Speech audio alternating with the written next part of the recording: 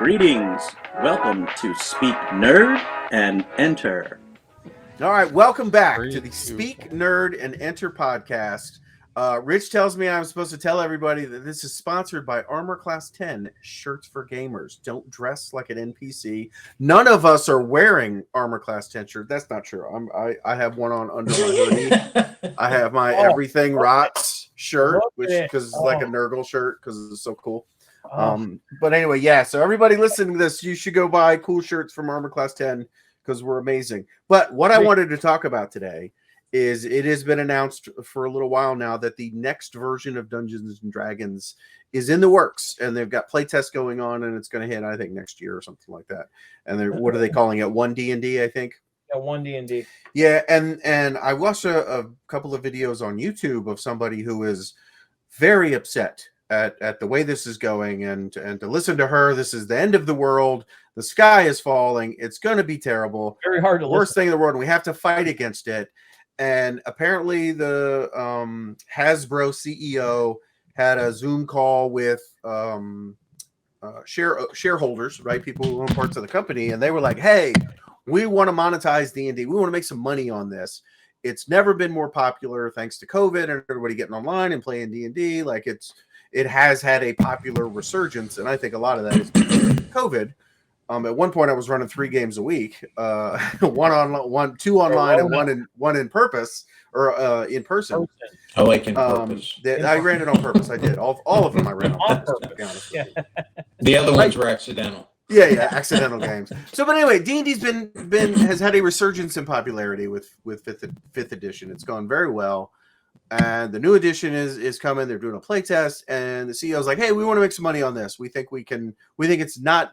It's under monetized, right? Because Dungeon Masters, 20% of the player base spend 80% of the money, right? Well, that's not a surprise. Like, who do you think's buying the modules, right? I don't want my players to buy the module because then they know what's going to happen.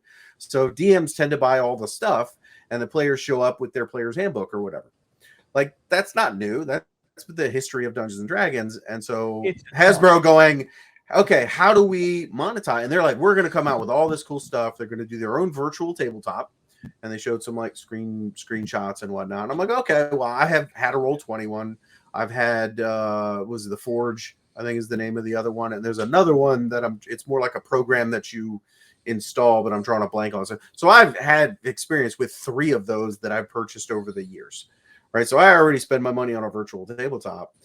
If Hasbro wants to come out, Wizards of the Coast comes out with a better one that's cool, integrated, and has all these amazing graphics, cool. Convince me to switch, and I'll switch over that. You know what I'm saying? Like, I don't see that they're looking at virtual tabletops and going, well, there's people out here doing cool stuff.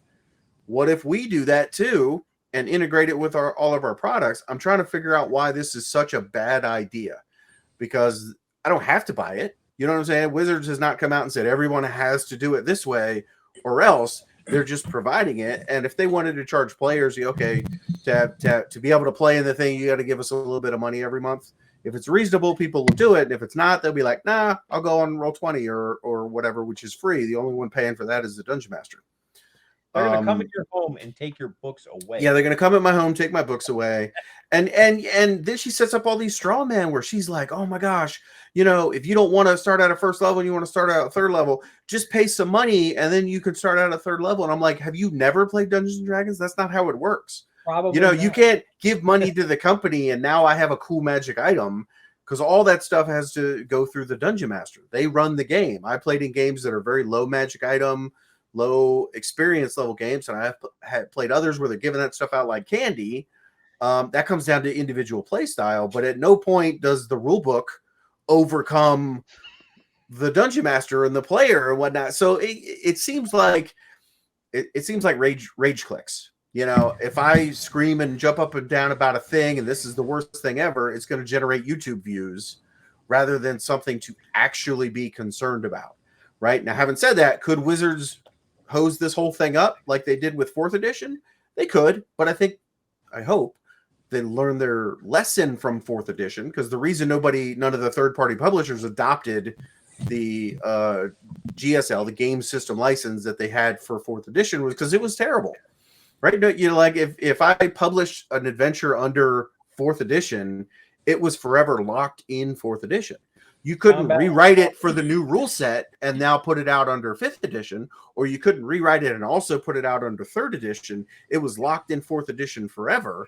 And all the publishers I know were like, that's dumb. I'm not going to do that. I'm not going to put all my eggs in that basket, because eventually 4th edition went away. We all saw it was going to go away eventually. So like it was written by lawyers who were dumb and they wanted to control everything, and it was too much compared to the relative freedom of the 3.5 edition OGL open gaming license, right? And I think they've struck the good balance with 5th edition, right? A lot of it is open. It's not quite as open as maybe the previous 3rd edition OGL is. But again, with DM's Guild, like they've embraced that, which is an online store where if Rich and I want to write an adventure or a new character class or something like that for 5th edition, we can put that out for sale and as a PDF on DM's Guild. And we're off to the races, right? And so that's one of the things that 3rd edition created, was this third-party publisher ecosystem. There's dozens and dozens of little companies that put out content, whether it be, adventures or little pieces of an adventure or magic items or monsters or all kinds of things, which is all the stuff we've been creating for years anyway, right? So what was that, Rich? A standardized format. They gave you kind of a roadmap to do exactly what you're talking about. Yeah. So going into the next edition, they basically said, hey, we're gonna change it a little bit. We want to make sure that what we're licensing only applies to game content. So video content is different. That was never covered under the OGL anyway. So people like Critical Role and some things like that. And basically they said, if you're making less than $50,000 a year, cool, whatever. If you're making more than $50,000 a year, hey, we kind of want to know about it. What are you doing? On a piece right? of that. Right. And if you're making like a bunch of money, they're like, yeah, until 2024, that's cool. But then we might come up with an additional royalty scheme for if you're making a bunch of money. And again, that doesn't sound unreasonable to me, right? Wizards is providing you the method to put your creativity in and the marketplace. Let's face it, if I come up with Mark's role-playing game and put it out in the market, there might be 3 other people that play it and they're on this podcast with me, but there's not a big market for that. So if I give you an extra $5, can I be a level 3 mark? Yes, you can do a level 3 mark, right? So like D&D is literally providing this market. Mark. Yeah, it's as high as you can get. That's the maximum level of Mark. Once he reaches level 3, he automatically explodes, and you have to start over. That's right. It's a bit like paranoia in that way. Yeah, he dies in the most absurd, self-indulgent manner possible, and then you have to start again. This game is fun. You are still trying to fix a PC camera. Yeah. It does make sense to me. It does make sense to me. It reminds me, there's going to totally different medium. It reminds me of the whole thing going on with the Rocky franchise, with the new Creed movie that was coming out, and Sylvester Stallone was kind of upset about it because had no involvement with it at all, because when he was younger, signed, the old story, signed a bunch of papers, thought it was one thing, it was another thing, and all that stuff. So now somebody else owns his property. And they can make whatever they want off what he has.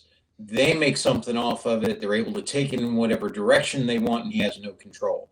And it's something that means a lot to him.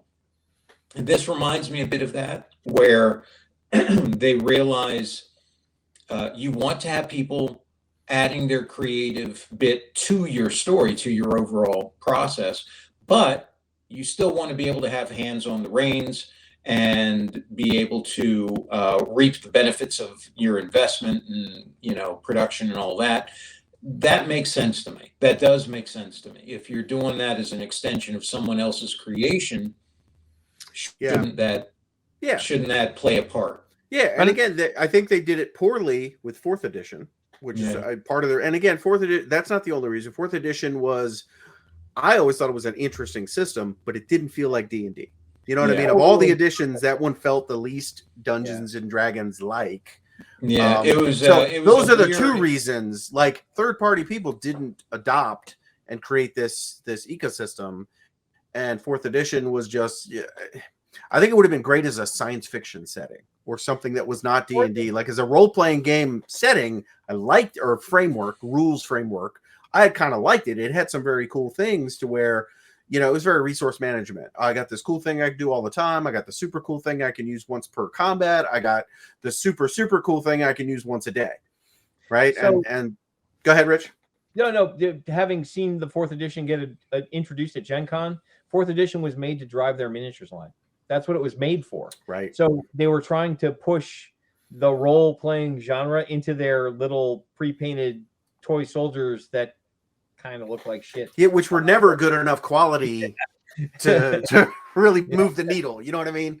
Yeah. I mean, the figures were fine, but the paint jobs were they're pretty atrocious. Well, they're all, just mass-produced by wage slaves in China. I mean, that's what they're made by. But the truth of the matter is having seen that get introduced that year at Gen Con, that's obviously, the set that they introduced it with had all the miniatures in it, which it had never had before. It was just books and modules and paper. Right, theater of the mind, right? Yeah, I mean, theater of the mind, exactly. I think most of our role-playing sessions, we've never used miniatures. Yeah, and that was very much fixed around, we're going to put these down on the table and we're going to move them around, and this is now important, how these interact with each other, as opposed to, well, it's all in your mind and you don't need to actually have anything down on the table. If you have it, that's extra. You can have the dungeon all laid out in front of you, but otherwise you just imagine it. It's all in your head. And I think that's where 4th edition departed from 3.5, like you were saying, and then 5 kind of integrated that back into it, where you can have the miniatures. I mean, we have something for that, but it got more back into that whole theater of the mind thing. And I'll say this: I like 5th edition. 5th edition is my favorite edition of D&D. They've gone and taken the best parts of previous editions and worked them into a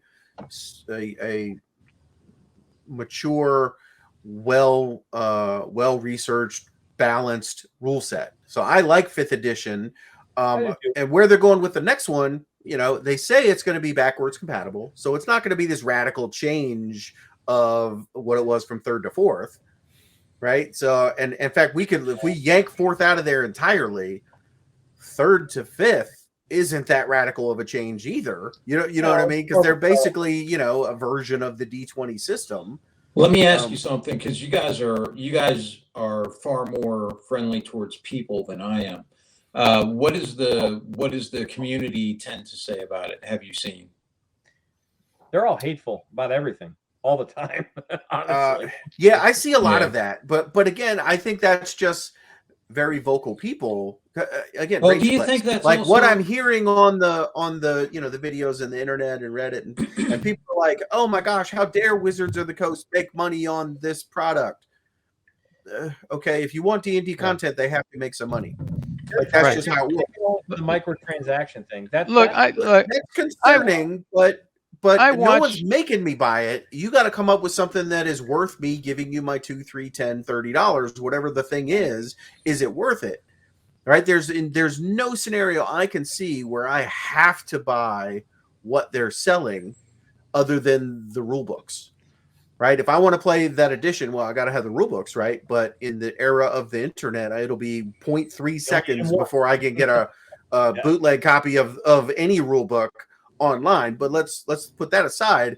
I have to buy the Player's Handbook, the Dungeon Master's Guide, maybe the Monster Manual, right? The 3 core books, you're going to have to buy those. That's a given. So cool. I'm in for that. What else do I have to buy from Wizards of the Coast to enjoy this game? Nothing. But if they're like, hey, we got this virtual tabletop and it's the same price or less or a little more, but it gives you more features and options than the other existing tabletops, which I've used, and I go, oh, that is kind of cool. You gotta make your pitch, and then I'm gonna decide if I want to buy it. And if you're charging too much or it's not as full featured, and I'll give you an example. Like, I didn't buy the latest Spelljammer books. I was running a Spelljammer campaign, and the new Spelljammer books, I was like, oh, what perfect timing. Let me go pick these up. And everybody's like, there's no ship-to-ship combat rules. And I'm like, then what's the point? What's the point of having Spelljammer if the ships can't fight each other? What, I just need a couple of character classes and some background info? I got the internet for that. So I didn't buy those because they didn't make the value proposition for me to come up off the money. So there's no ship-to-ship combat because you don't make change by destroying the things you hate. You make change by saving the things you love. Oh, Best well line put. ever. Well put. Thank you, Willow. Yeah. Well done. Yeah. I'm sorry. I feel like I cut you off, Kelly. What were you getting ready to say? Yeah, Kelly, you were. Damn if I know. I think Kelly long was like since 10 sailed minutes past ago. that point. Kelly was going to say exactly Kelly's what been I rolling just said. I'm going to D20s. say just that. I would say to everybody out there who's so hateful about what Wizards or Hasbro is doing with D&D, please go read The Emperor's Legion or The Master of Mankind. Tie it all back together. What? I got to give money to Games Workshop? No, look, I watched the video. I was annoyed by the video. It took a lot because I told you I got about 30 seconds in and I stopped watching. And then I went back and I was like, no, you got to do the good faith effort. So I skipped through the 9 minutes that it was. That's essentially every and I time sent the link for the shorter one. The other one was 20 minutes. I listened to the whole Oh my thing. God. I know. And it said the same thing. It was all just, this is the worst thing ever. We have to fight against it. Microtransactions are bad. Look, as I haven't played D&D in a while, and that doesn't matter to this comment. I've played video games a lot. If you're now coming to the world and saying, oh my God, microtransactions are the end of the world, obviously you've not played Gears of War. You've not, I mean, look, microtransactions are a thing. And there's tons of games out there that do it. I don't fault Wizards or Hasbro for wanting to make money on the product they have. I mean, isn't that the point of business? And nobody, like you said a lot, nobody's making you play it. If you don't want to play it, play the older version you have. Nobody's making you have to use that virtual tabletop. If you want to use this thing, if you want to use this thing, if you want to use these new rules, if you want to play this thing, you're going to have to pony up. If you don't want to do it, grow up and just play the old edition. I mean, nobody cares. Oh, I honestly think it's cool kid syndrome. You know, I want to be one of the cool kids, so I want to have the latest thing. I want to have the latest. Then go get a job so you can afford it. Yeah, but that's the thing is like, you know, I want to be one of the cool kids so I can say how terrible. I don't think anybody's ever said that playing D&D. Yeah, none of the cool kids are playing D&D. They're all in Warhammer. That's the joke now, though. That's the joke. You get guys like Joe Mangala and, you know, all those other people that are kind of celebrities around that sort of thing. They are the cool kids. They're the right. They're the exception that proves the rule. But they're what everyone looks at with, you know, that's all their media that they're consuming. You know, they're consuming that sort of thing. And they're like, well, I want to be like that guy. So I'm going to watch, you know, what's the Critical Role is the thing that you brought up, Mark. You know, I want to be like, I'm one of the people on Critical Role, or for Magic the Gathering. I'm one of the people on the Command Zone who are a bunch of dorks as far as I'm concerned. But, you know, at the same time. Shots fired. Yeah, shots fired. Yeah, come at me, Command Zone. What? Magic players are dorks? No, those guys in particular. I play Magic. Shut up. Hey, my nephew was on the Pro Tour. How you like that? He beat me at Magic on Thanksgiving. This is my shock face. Everybody beats you at Magic. That's beside the point. My point is that, you know, it's cool kid syndrome. They, you know, if you want to be part of the latest thing, then you got to be part of the latest thing. And I think Kelly's right. You got to pony up for it. You know, you want to be in on it, then you're going to pay for it. And they're just monopolizing on their IP. Now, having said that though, let me play devil's advocate. It can go too far. I agree. Yeah, it can. And but do you think that part of the reaction is because of past abuse and the fear that it's going to get out of hand and beyond what they? Okay, so two things. Number one, Shauna, you're getting a little scratchy on your audio again. Yeah, you got to. So that's the thing you might want to look at. And if we look back at the history of Dungeons and Dragons, this was a comment somebody left on one of the YouTube videos. It was like D&D was the first one to introduce microtransactions. Like the only thing you had to buy was the Player's Handbook and the Dungeon Master's Guide and maybe the Monster Manual. But then oh, look, you want to buy a module. Oh, look, you want to buy some character sheets. Oh, look, you want to buy some dice. Oh, you know, so like there's been this analog history of here's things to support the game. You want to join none of which I look as like, oh, these are bad. How many of us had those gold AD&D first edition character sheets? You know, that we all had those. So I was a member of the RPGA, which was, I'm part of the collective that is involved with developing modules. A real thing. It was, yes. Yeah. Maybe but no, I don't know. Was the thing. It was a fan club, So I was part of the RPGA. I was part of that fan club. And that elevated me as, I'm of a higher level because I'm in the RPGA. They had their own levels inside the RPGA, which was ridiculous because it was just a bunch of nerds all talking to each other about D&D. It was, looking back on it to the 1980s, it was like, wow, yeah, you're right, Mark. They were the first to microtransact their right. And again, microtransaction is used in this negative sense. Yeah, right. In the way that video games, like it's true. There's this whole thing about EA is really gone overboard with the microtransactions, and you can't actually play the game unless you're forking over a bunch of money, and they make 75% of their profits from non-post game purchases. Like, I own the game, but now I got to buy all this stuff. Whatever. I don't necessarily think all of that is bad unless it's abused. Right. So D&D, all the various editions, they haven't abused me. They're like, oh, I can get a character sheet. Cool. I could always download one or print one out for free, the existing one, but people would come up with different designs that are a little cooler. I remember being in high school in typing class and like typing up Star Frontiers character sheets on the typewriter that I could go Xerox, and then we'd be able to do, stuff like that. So, that has always existed. And I think there's calling it a microtransaction to put a negative connotation on it. But let's throw that out the window right now. We're supporting the game with stuff to make it more fun, easier, or just extra cool content, right? And so what if they gave us what if they gave us a digital character builder like you get in a lot of video game role-playing video games, where like, oh, I want to design my character, right? What's that 3D printing Hero Forge, I think is what it's called. Like, where you can go get a 3D print of your character and you can go design all your different, stuff. What if they did a version of that / character builder? Like, oh, I get to digitally design my character because we all suck at drawing. I can't draw my character, right? Or I can have Russ draw it for us because he's a really good artist, but the rest of us suck at it. But what I can do is play with these various sliders and get a really cool approximation of what my character looks like. Would I like that for free? Sure. Would I like it if it was like thrown in on the monthly charge for the virtual tabletop? Cool. And if I'm using the tabletop, I'd use it. And if I'm not, there's plenty of other places I can go to get that type of artistic rendering of my character. But it's just an example of, are they going to come out with modules? Are they going to come out with stuff to make my life go easier? Like, I've got those spell cards for the current edition of D&D. Instead of having to flip through the book, I can literally just have the cards in front of me and be like, oh, I cast this spell, and it has the description of it, and I don't need those, but they're handy. And if you're playing a wizard or a cleric or something, nobody's going to make you buy them, but they're handy. And I was like, okay, I'll give you my, if you're charging $50 for them, maybe not. You're charging $10 for them. Oh, okay. Yeah, well, I got some disposable income I can throw at it. So I don't see that any of this is necessarily bad, because at the point where I'm forced to buy a thing in order to enjoy the game, yeah, I got a problem with that in principle. But we're not there. We've never been there, and I don't think you'll ever get there with role-playing games. That's not how they work. Their counter argument's going to be, well, I have this less successful IP or this less entrenched game brand, and I'm going to give away what you're charging for free.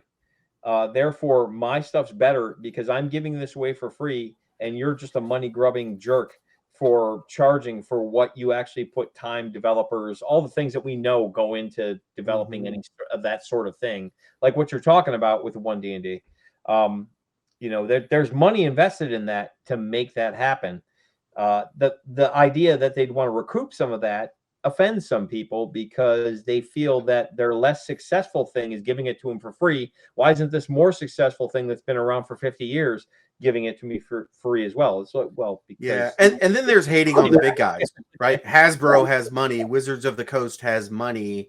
And we all grew up on the after school specials, and the big corporations want to come in and tear down the community center and build businesses, and they're evil.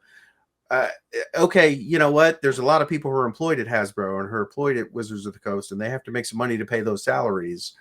Now if they're where's that happy medium? At what point should Hasbro just give everything away for all of these people? And again, gamers are notoriously cheap. At least the vocal ones on the internet are like, "I'll never buy nothing. I'm gonna go Everyone download broke it." on the internet. Yeah, I'm just like, everybody's broke on the internet. I'm like, some of us have a job and some of us can afford a new rule book every 5 or 6 years, how often they redo the games, and okay, like Games Workshop charges $50 for a codex.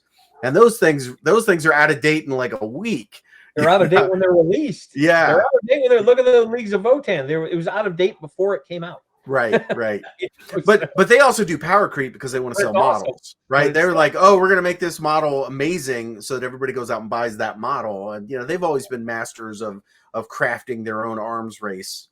But again, they make money though. I understand that if Hasbro / Wizards goes off the deep end and they push too far and try to make too much money on everything and micromanage it, they could shoot themselves in the foot. Cool. Well, if they don't release it on paper, that's where they draw the line, right? So it's like you have to get. So you want to play 6th edition, whatever, it has to be digital. You can't get it at Target or wherever the hell you're going to buy your player's handbook. Your friendly local game store. Yeah, your FLGF. Right. But I've heard zero talk about them not releasing it in the traditional book format. No, neither have I. Right, but and so that's a straw man. Right? No, I hear you, but right now that's a straw man in the same way that the lady in this video was like, "Oh, you could just pay extra money and skip 1st and 2nd level and start at 3rd level." And I'm like, who hasn't done that before? I'm sorry. We started at 3rd level, but everybody started at 3rd level. It wasn't like somebody paid money. Like Kelly didn't slip me $5 and I let him be a higher level than you guys. No, I mean, but look, people have cheated on characters since the dawn of time. Okay, I mean, now they're just making money off the cheat. So I mean, go for it. Yeah. So again, I just look at these videos and the articles that I've read, and they strike me as rage clicks. I got up to go, oh my God, the sky is falling. It's the end of the world. I'm gonna make this video about how terrible this is, and I got to fight against it. Or the world is coming to an end. The world's not coming to an end. You still have your. I mean, you got your 5th edition rulebook. Just keep playing that. What's the big deal? Exactly. I mean, aside from all of that, Mark. I mean, when she put up the graphic about the tombstones, whatever the origin date was, and that dies this year. They're going to kill it. I was like, well, now we're being overly dramatic, now, aren't we?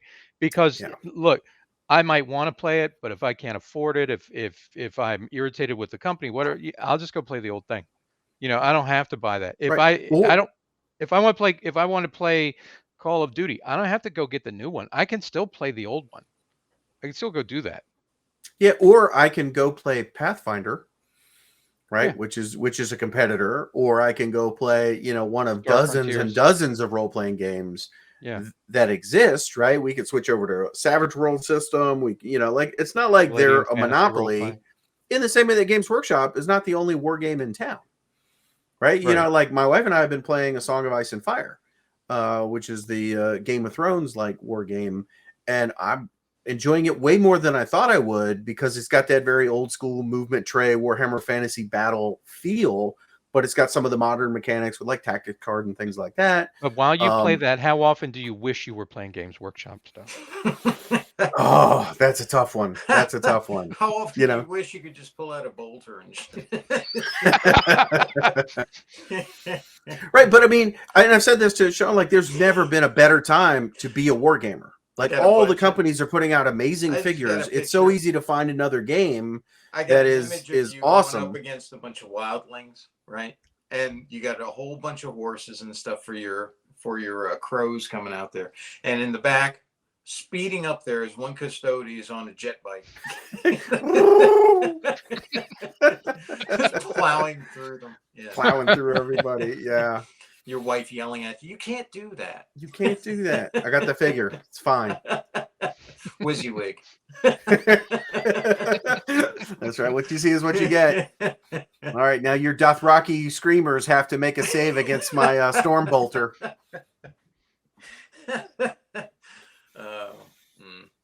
Right, but I mean, going back to it, wargaming, there's so many cool options out there. Role-playing games, there's so many cool options out there. You know what I mean? Like, it's true, D&D is the biggest, and everybody knows how to play it, right? And so like that's hard to overcome, right? It's like the four of us going to go start our own e-commerce store and think we're going to take over Amazon, right? They're pretty big. It's going to be a tough sell to get anywhere close to them. But if you don't want to be on Amazon, you can go somewhere else, right? Yeah. So we could easily play another role-playing game, another, setting, what have you. Like, I'm not a huge fan of the, was it Fantasy Flight that did the Warhammer 40K role-playing game? But that's more based around their clunky system. Like, I love the 40K setting. That system was a bit clunky. Not just a bit. That was really clunky. It was really clunky and whatever. And some of it was like, how can we sell more books? I put on 2 pounds of muscle just moving those books around. Yeah. So, but there's a real advantage to, once you know the rule system, to apply that system to different settings. And that's where the D20 system came in. They had, D20 Modern, and they had the different settings. Savage Worlds, I think, does a really good job of that. It's kind of a rules-light system, but you can take the Savage Worlds rule set and apply that to whatever setting you want to use. There's a Rifts game that's set in Savage Worlds rules now. Those kind of things. I wish they stopped trying to, the thing I will say is I get tired of the, you got to use these dice thing and, all that stuff. That gets to me, man. That's just, come on. I mean, you look at it, and as we've all experienced, I mean, this is all like the small war games convention style of thinking, right? So a lot of these smaller companies, they only have so much capacity to be successful, right?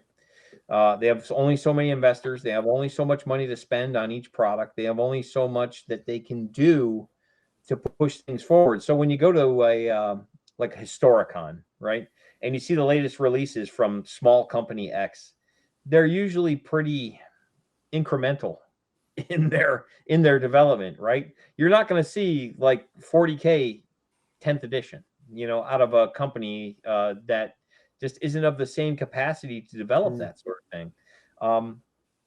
I think Mark's right. I think Wizards of the Coast, Hasbro, formerly TSR, they're getting big man criticism, right? There's like, we're the biggest kid on the block. I'm the tough guy on the block. You can't take me down, so I'm going to try and beat you down by taking chunks out of you, because my Trolls and Tunnels is, for example, is not going to reach the capacity of what Dungeons and Dragons is going to reach. I understand the criticism, especially with that video. Oh man, that video is so hard to get through. It's just so bad.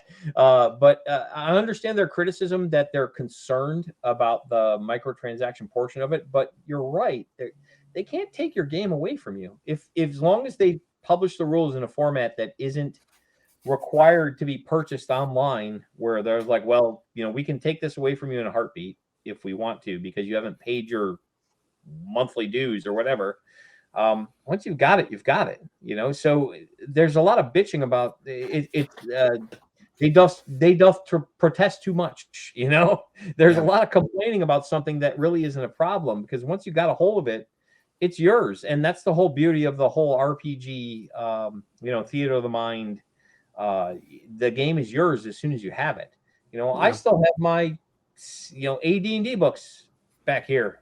It's like, no one can stop me from playing AD&D. If I want to take 6 people and put them in an AD&D game like they did in Stranger Things and make that's actually that's actually the truth of all of that.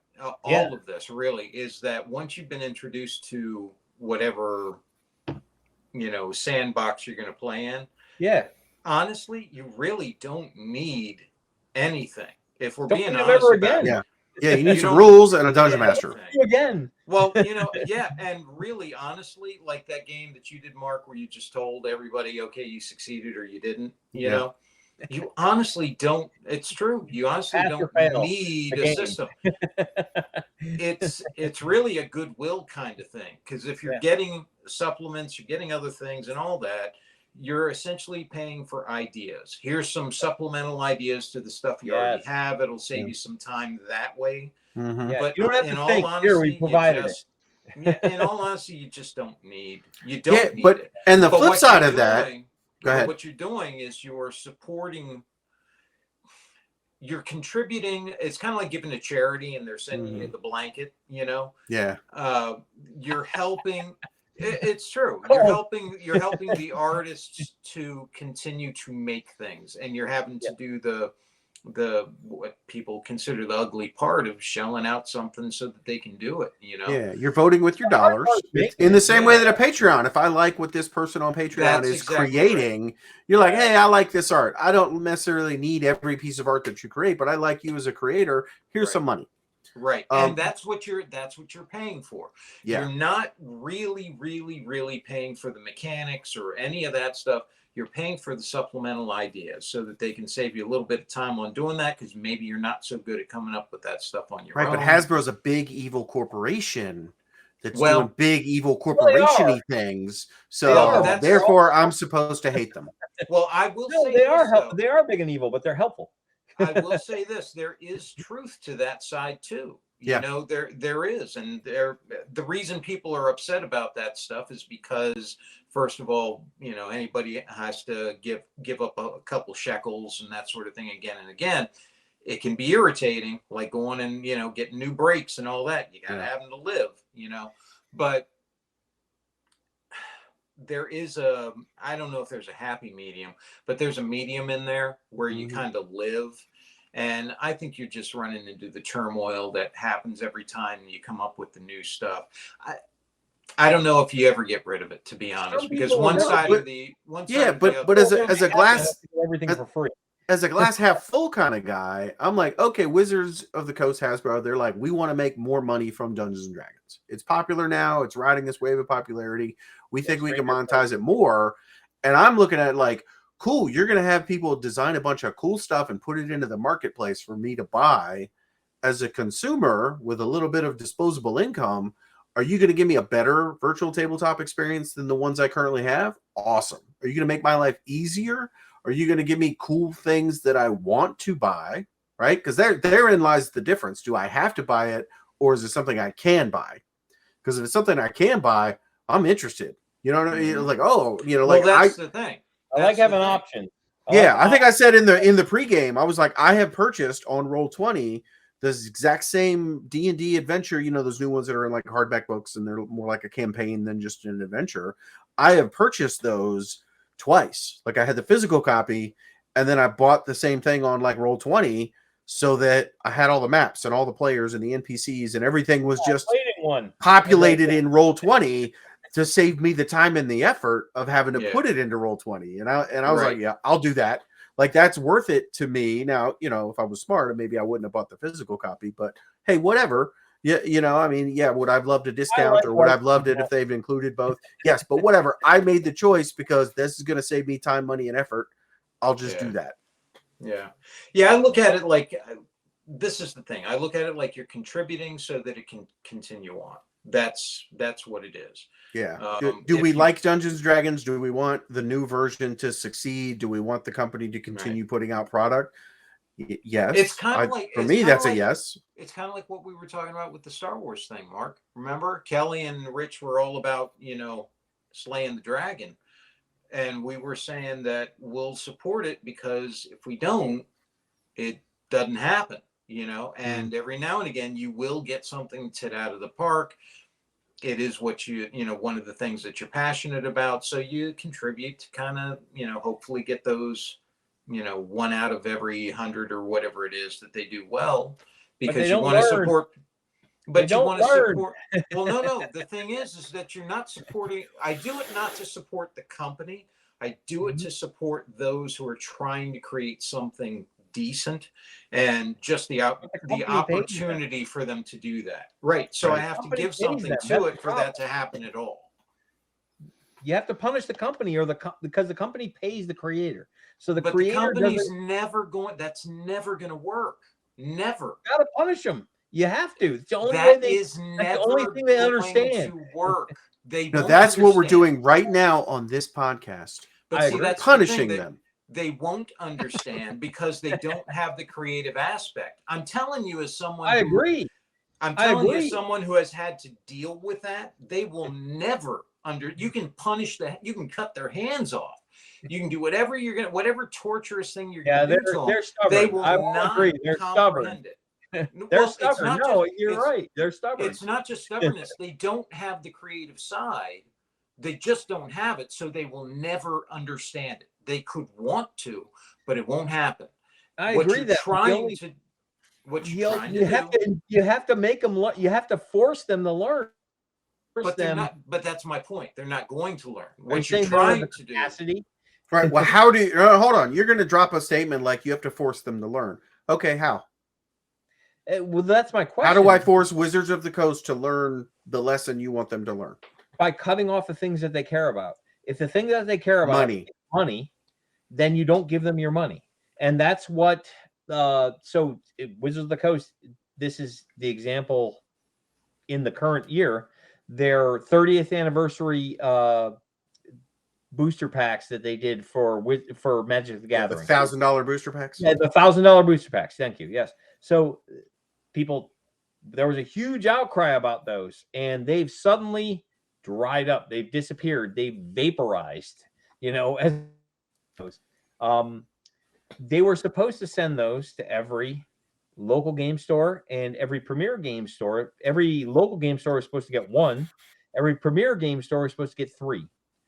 No game store has received them, as far as I know. And I've been to multiple game stores asking, get your 30th anniversary packs from Wizards. Like, no, they didn't show up. I was like, well, okay, they vaporized those. They had that sale that they did on them where they sold them for 30 minutes and they sold a questionable amount of them, and then the rest of them just disappeared.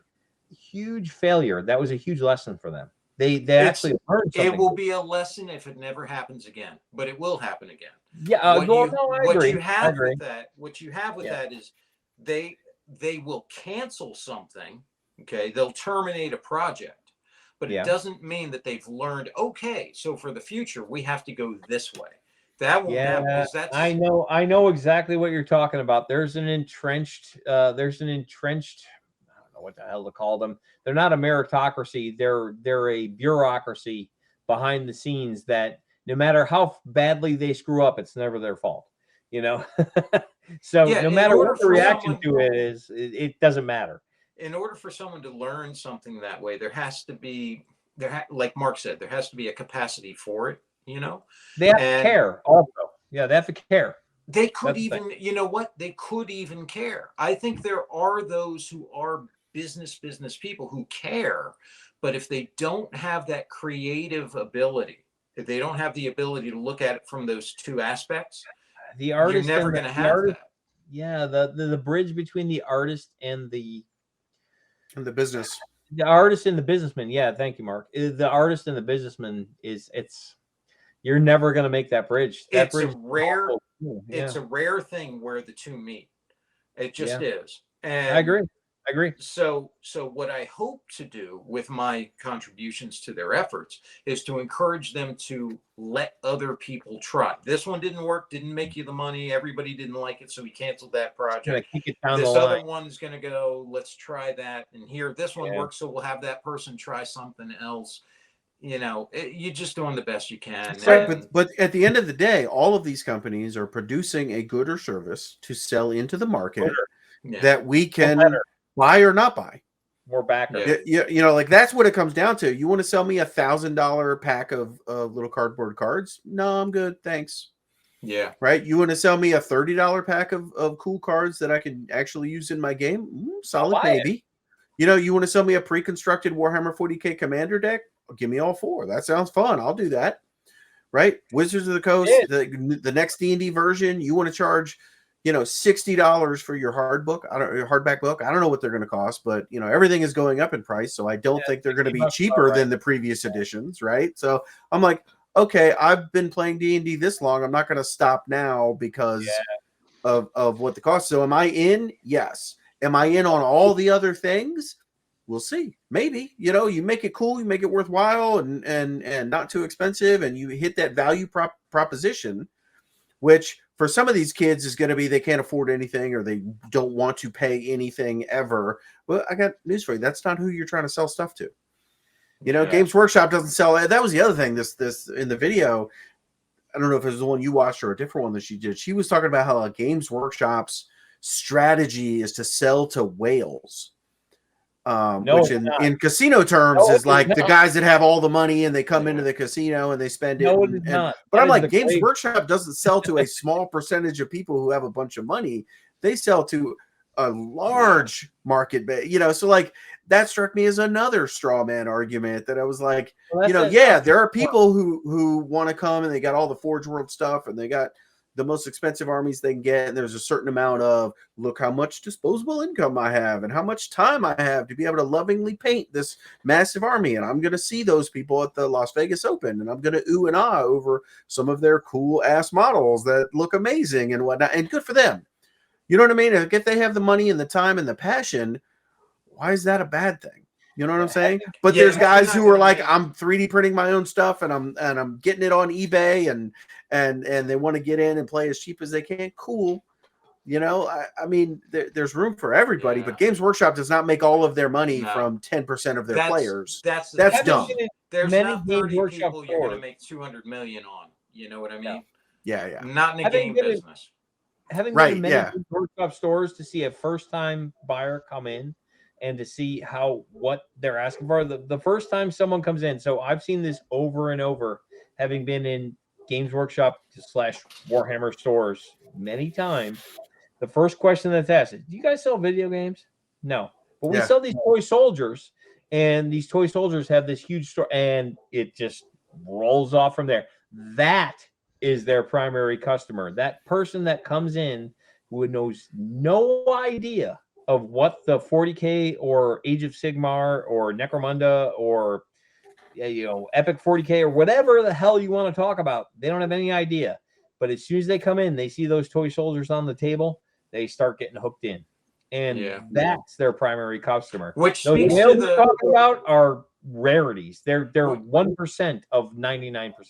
Which speaks to the strength of the IP that they were able to make so many mistakes until they got to where they are now. Not to say that they're not making mistakes, but they're better about it now than they ever have been. I have to say, they're way better about their marketing than I've ever seen in almost 30 years. I mean, it's they're a creature that I don't. Yeah, but I mean, the lesson here is GW could come out tomorrow and jack up all of their prices to the point where people are like, I think I'm going to go play this other game over here. Right.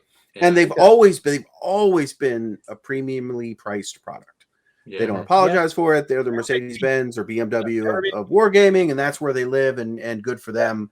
But like I remember I was in trade sales when plastic Terminators came out, and it was $50 for a box of Terminators, and did we get some earfuls from people and whatnot, but I was like, yeah, I know, but if I could only go back and get them, get them for that price, right?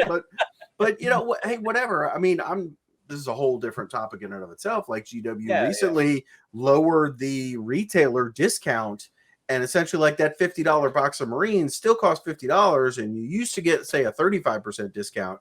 Now we're only going to give the retailer a 30% discount. So they didn't raise the price, the retail price of the product, but the stores had to pay 5% more. I don't know the exact percentage, but it was basically like, we're going to keep more of that money that you used to get. Now that's our money.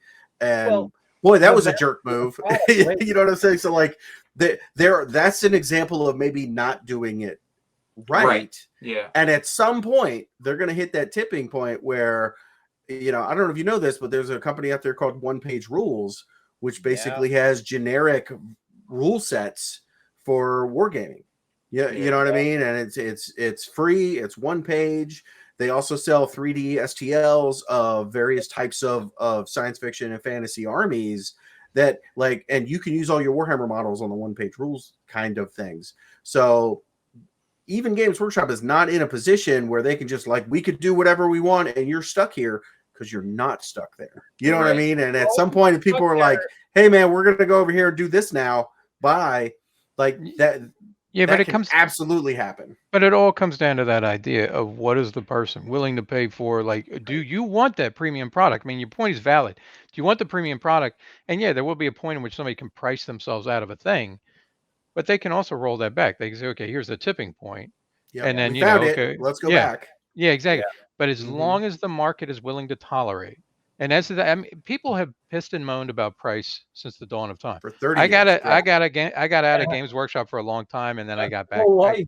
started to get back into it, and you look at it. My initial response was, "My God, this stuff has gotten expensive." But you know what? It's gotten expensive, but are you still willing to shell out the money? All these people who are pissing and moaning about the new D&D version coming out online and how much it's going to cost. Okay, you're going to piss and moan, but you're still going to shell out that money? I'll I mean, find the money. I'll yeah, find it. as soon as people stop shelling out the money, then something may or may not change. I mean, then comes up Yeah. the conundrum that Sean brings up. Does anybody even bother to learn the lesson? Will they Yeah. just repeat it later? And probably. Yeah. But well, that's yeah. something I can say about Games Workshop. They have consistently pushed the boundaries of pricing. And that could be a bad thing or it could be a good thing. Like if you're a shareholder, that's a good thing. If you're a gamer on a budget, it's a bad thing. But they routinely raise their prices. They routinely, readjust this and fix that, and they are constantly pushing like how much can we charge? And it's basically assumed and considered that they are the higher end of the market. Yeah. Well, so everybody else is right. But that's the point of business. I mean, from a legal standpoint, right? Why does business exist? It's to make money for the shareholders, right? That's the modern definition Well, the of company, capitalism. if it's private, whatever. Right, Yep. exactly. So that's all they're going to do is how far can I push this? And there are other drivers behind the scenes, but I don't think gamers sometimes, I don't think people in general really think about that. They're just, but pissed that also this Games Workshop doesn't just raise their price and sit on their laurels. Every time they redo models, every time they bring out a new army, do you want that army? You're like, man, that looks so cool. I want that. Yeah, right? Every single time, except those Space Wolf Scouts from back in the day. From the artistic side, though, you can understand, you want to be able to share the ideas. You want to be able to enjoy other people's ideas as well, and all of that. And you run into the ugliness of something that, like we're doing now, sharing ideas, sharing thoughts, and all that. Suddenly running into the ugliness of you got to pay me, and that does get frustrating, man. I don't know how I don't think you ever do get over it. I think, like I said, there's some medium in there, but it's never going to be happy. It's never going to be happy. So, at the end of the day, it's always a balancing act between profitability and creativity, right? So you've got your profitability, you're going to try and maximize your profitability. The artists are always going to want to maximize their creativity, right? They're going to say, well, I want to make this thing, it's a little bit off the rails, but well said. Well, it's bullshit. It's like I'm going to push my artistic bullshit, but at the end of the day, the guys that crunch the numbers say, well, can we make money off of this? And the guy that's the artist is going to say, well, but it's cool. I'm going to make it. I want to make this because it's interesting. And the guy that crunches the numbers says, yeah, but it's not profitable. But there's also there's also the ones where they say, we want you to make this. And you say, well, that doesn't make sense. And they say, that's a conservative viewpoint. It's like they're going to draw back and they're going to say, well, we want to minimize our risk, right? So we want to minimize our risk of loss by taking a chance on your idea. Your idea is interesting, but it's also has a element of risk behind it where we could. Hey, welcome to the market. I mean, that's everything in the market. You're always going to have that push. You're always going to have that push-pull between creativity, profitability. It's always going to be. As a matter of fact, if anything, I would say that the role-playing world, the fantasy world that way, I think it has more insulation than, say, the movie industry, TV, or any of that stuff. Because if you do it wrong in there, the whole project is done. If you do it wrong in this, you just come out with, 4th edition. It's much less fixed. There's much less long-term fixed results. Yeah. So your results. And I once heard somewhere that like one big Hollywood production has like a larger budget than the whole gaming industry or the Yeah. tabletop gaming industry. And I'm like, okay, I mean, I can see that. So, in the end of the day, when we're talking about, D&D and whatnot, in the grand scheme of media properties and whatnot, it's not the biggest thing out there. It's growing and it's getting bigger. And as mainstream adoption becomes more prevalent, it could get bigger and bigger. But everything we've been doing for the last 30, 40 years has been this tiny little corner of entertainment, not movies and television, which are the main thing. You know what I'm saying? Yeah. Tabletop gaming is very small compared to nerd space. Yeah, and it remains to be seen whether this mainstream acceptance that we're seeing with D&D and we're starting to see with Warhammer, hopefully, fingers crossed, is ultimately a good thing or a bad thing for the hobby and the lore and the industry itself. Honestly, it's for us. It's whether we're happy, because that's all that's important. But it's also that thing about, look, a lot of these things gained in popularity during the shutdowns and the pandemic and that kind of. As people get back to their life, are these things going to stay at that heightened level of something, or are they going to return back to the point of where they were? Going to gain predominance. Yeah, those old habits are going to die hard in people that haven't, like, they might have adopted something new during their pause, but at this point, are they going to go back to their old habits, or things that feel good to them from their childhood, from their past history, or are they going to continue to cling to this thing? I think we're going to see some fall off. Yeah, well, for us, these are old habits. You know what I mean? So there's two groups. Like, I've always been a role player. I've always been a war gamer, and I love it. And this isn't me going away or taking on something new. It's all these other Johnny-come-latelys that have showed up at role-playing games, like, and again, I've seen some of these people on the role-playing game front. They're like, here's this guy, and I'm now a spokesman for D&D. I'm like, who are you? I've never even heard of you. I've been playing this game since before you were born. Why should I listen to you? I'm like, I don't know who this person is. Let me tell you how this goes. This is going to go the way I tell you to go. I was like, man, I've been here for 30 years when you used to try to kick my ass into a locker. Go fuck yourself. All right, boys. Yeah, we're up against it. Yes. So I appreciate you. I appreciate the conversation as always. Well done. I think we solved the entire problem. Everyone, I agree. Calm down. As usual. Shut up, get a job, play the game. That's right. Play the games. Pay for them with the money you earned from your job. Understand Life is so easy. Trying to be cautiously, this podcast, easing people, and Kelly, of course, coming in with the opposite side of that argument. Get a job, you bum. Get a job, pay for your role-playing games, pay for your war games, and buy a t-shirt from Armor Class 10. That's what I was going to say. This vidcast sponsored by Armor Class 10, the best t-shirts for non-NPCs in the world. I'm wearing one right now. No, you're not. Shut up. Is what you should be listening to for all your nerd knowledge. That's right. Kelly's wearing the super secret line of underwear. That's right. But for those interested, we do also sell hoodies. Yes. So hoodies. All right. Enough with the corporate double speak. All right, boys. Thank you. Until next time. All right. Bye. All right. Bye. This concludes our Speak Nerd and Enter broadcast.